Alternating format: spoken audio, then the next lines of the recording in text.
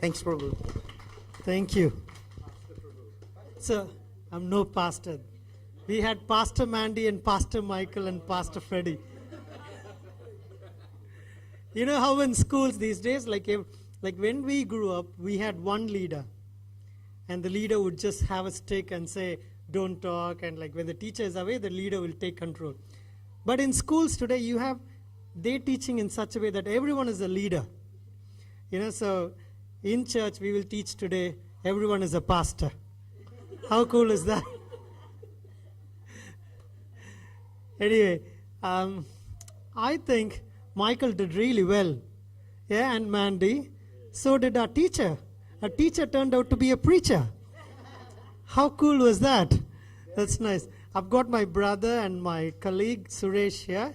So that's really an honor to have him. Every time Suresh in the office, when there's a big issue at office, he comes to me and asks, Prabhu, how are we going to handle this guy? And then I will say, God is with me. That's what I say, tell him all the time. So it's really good to have Suresh here. He's come all the way. And we both are going to be awake the whole of tonight, delivering something for Brisbane Airport and the Melbourne Airport. So we're going to have an exciting night. So that's good. Last time when I preached about the series, which is How He Loves Us, there's one of my sister who actually listens to it in YouTube. And so because there are a couple of non-believers who listen to it, that's one of the reasons why I put it on YouTube. And she asked me, what are you going to speak next time? And I said, I'm going to speak about the righteousness of the bride. And then she said, I thought this is what you spoke last time as well. She said, didn't you speak about being a virgin and being true to God? So why are you speaking about it again? So don't repeat it, she said. I was a bit down because I thought, this is what God really wants me to speak. And this was like a month back. So this was on the 18th of August. Let me just open this up.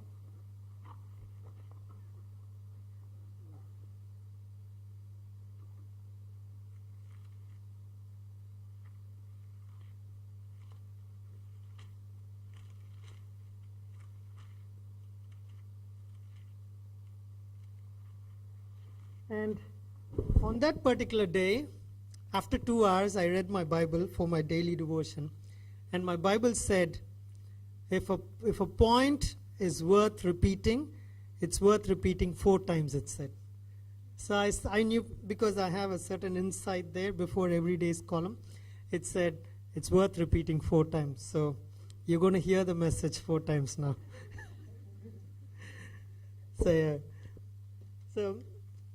So I'm pretty sure that this is what God wanted us to hear today. And let's get into the word. Shall we pray? I want you to do a declaration before we pray this morning. Take your Bible in your hand. Lift your Bible up and say, in the beginning was the Word, and the Word was with God, and the Word was God. God, I believe this Jesus, that you are this Word. Speak to our hearts and our minds that we would never return back the same today. In Jesus' name, amen.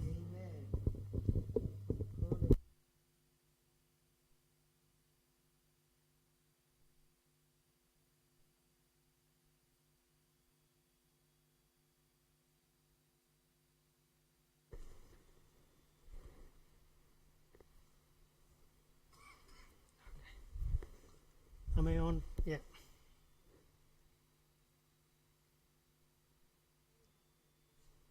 Yeah, it's at the back. Okay, so that's my topic today, which is righteousness of the bride. And I'm going to continue on the series of He is Jealous for Me. So if you're a newcomer like Suresh and you don't understand what jealousy is and what I was speaking for the past 2 weeks, let me give you a brief on what I'm trying to speak. Jealousy is both a positive term and a negative term in the Bible. It has both positive consequences and negative consequences. Like a man who is jealous for his wife, you expect that the man to be loving his wife so intensely that he is so jealous for her. So the love part and the blessing part is positive. Whereas if the wife goes astray, whatever sort of he takes on against her would be the negative part. So the jealousy is both positive as well as negative. So that's what we're continuing here today.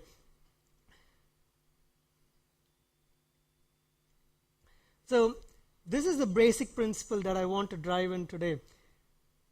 In Matthew 7:11 it says, if you then, though you are evil, know how to give good gifts to your children, how much more will your Father in heaven will give good gifts to those who ask him.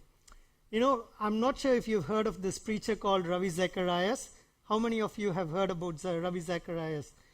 When Ravi Zacharias preached one of the days, he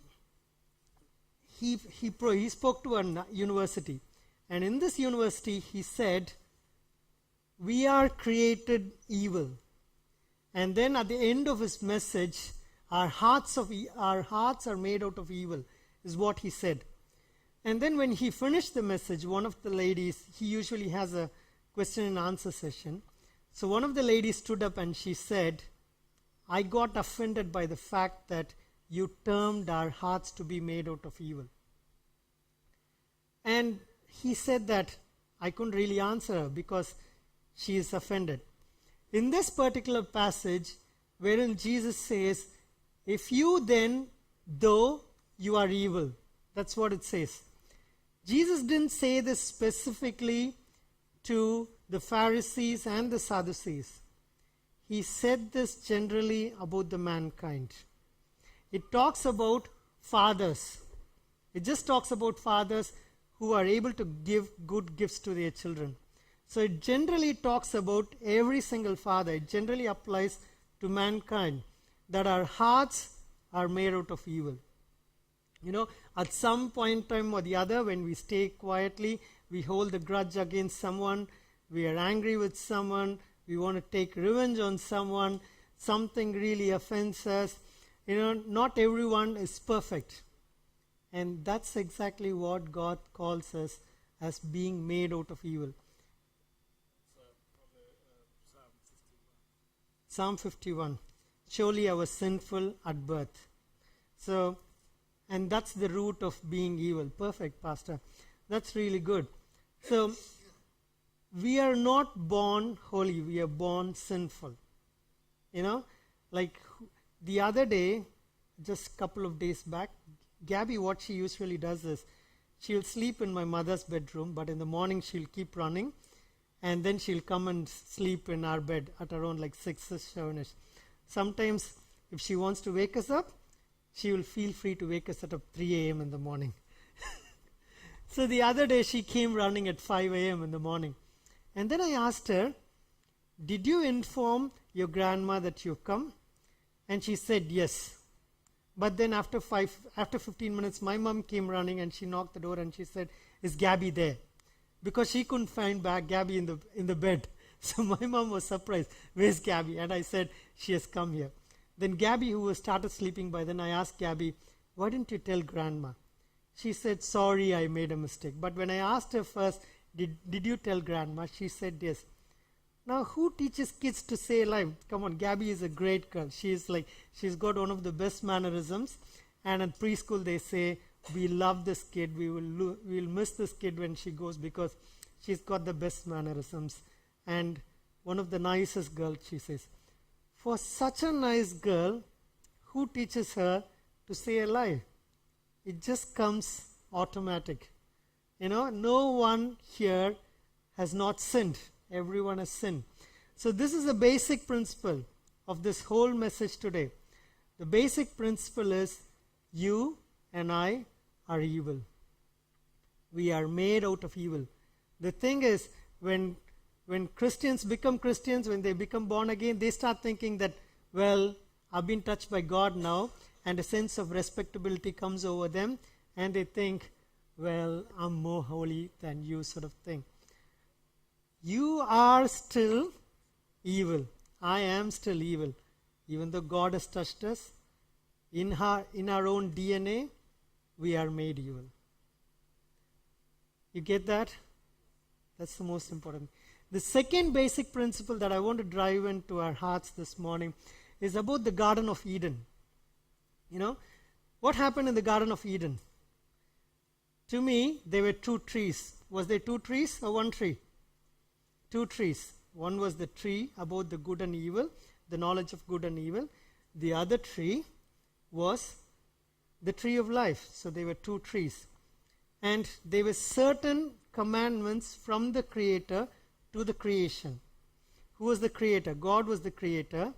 Adam and Eve were the creation. There was a very clear command to them saying, do not eat of the tree of knowledge, which is of good and evil. It was very clear. But these guys had a lot of liberty. Even though God created all the animals and everything, they were able to name every single animal. Okay, this is really important. I hope you get this, and I hope I say it in a way that you really understand this. These guys were able to name every single animal. But when it comes to moral values, they didn't have the right. I as Adam can actually name the animals, birds, and every single thing. I've got that right. But I as Adam do not have the right to write my own moral values. I can't say after marriage it's okay for me to flirt with someone for some time, because that's not up to me. I am not the author of my moral values. God sets the limits for us to operate within.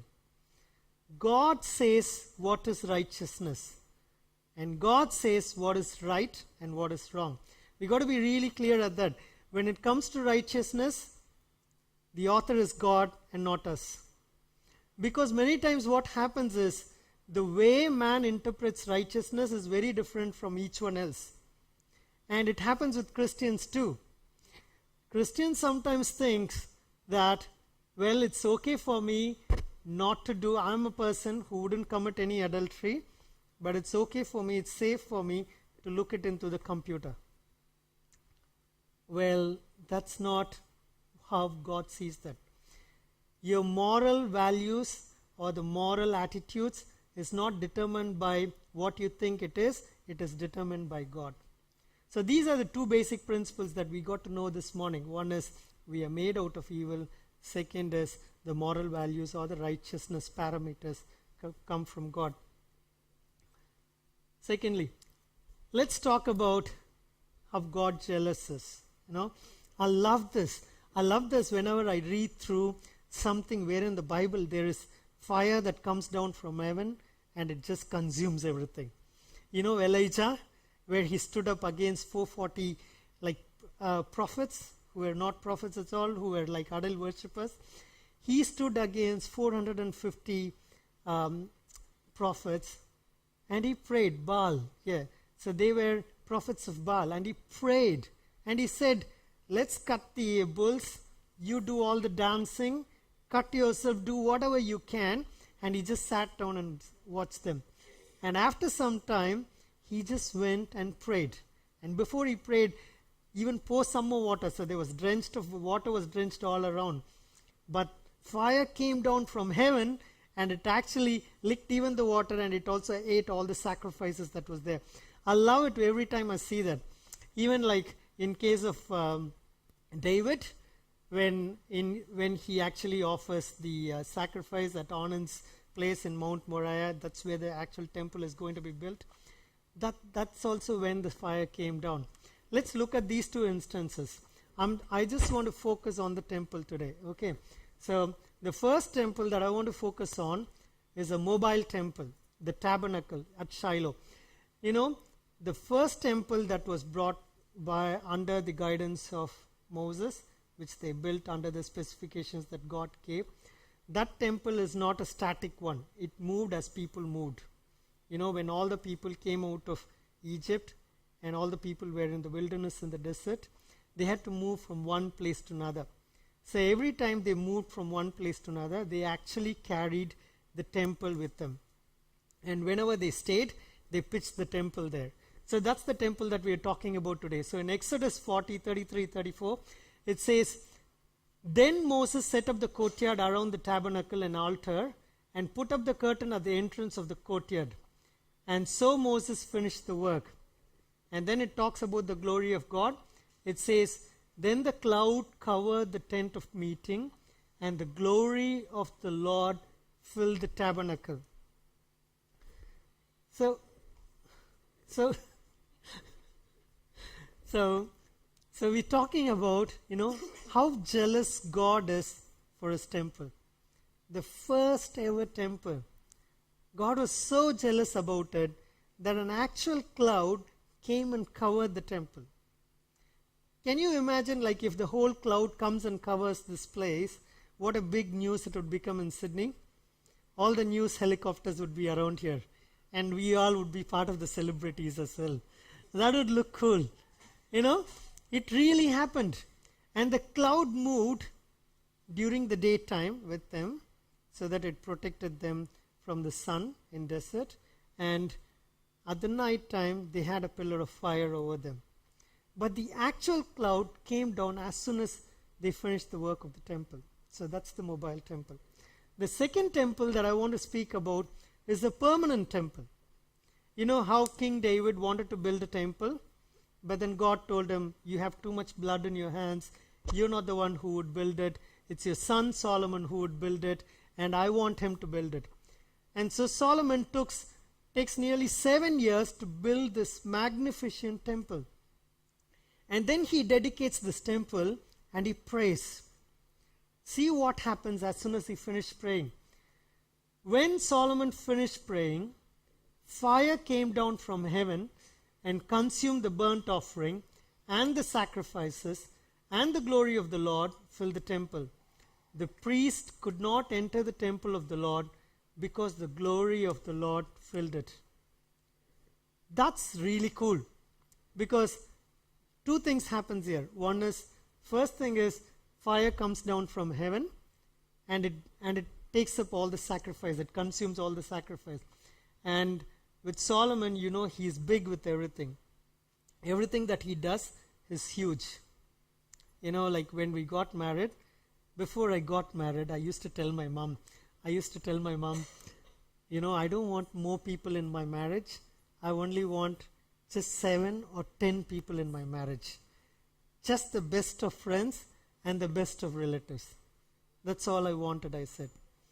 But then it so happened, the best thing happened. Obviously, I met Kathy. And then we were supposed to get married. Think what happened to me. We didn't have 7 or 10 people. We had 3,000 people at wedding.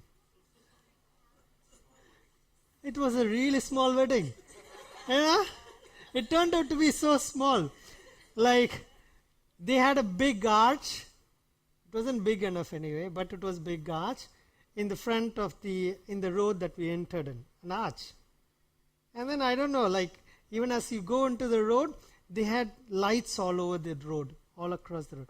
And then when you entered in, they had like everywhere, in all the trees and everywhere, they had lights. And then the stage was by some guy who was working as part of the Bollywood scene setting and all those. They had the stage that way. And someone from Bangalore, they got all the flowers.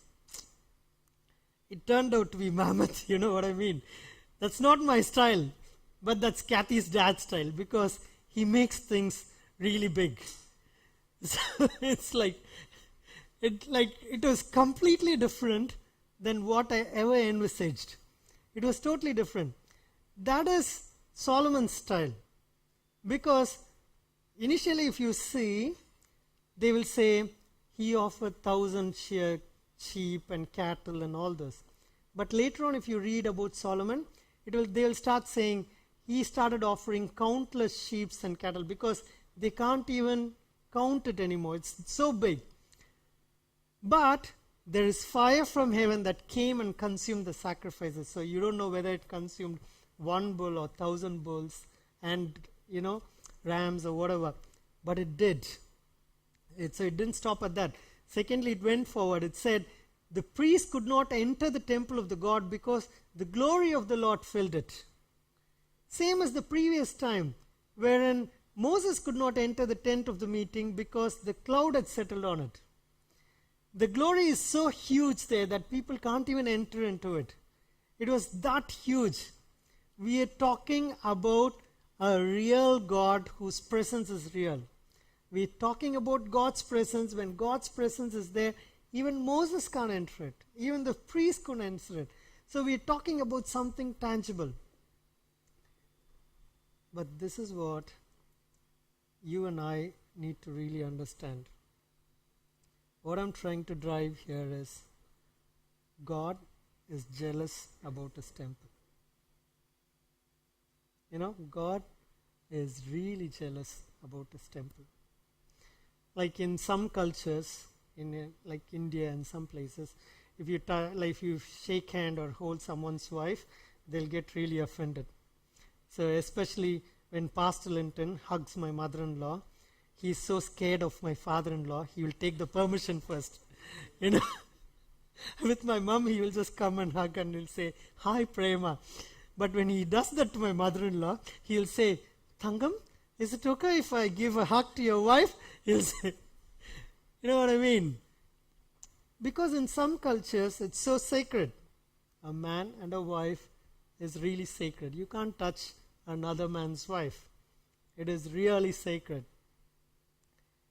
And God is extremely jealous of his church. You got to understand this. Before we go to the next point, God is so jealous of his church. He wouldn't let another man touch his church. He is really jealous. Can we move on to the next one?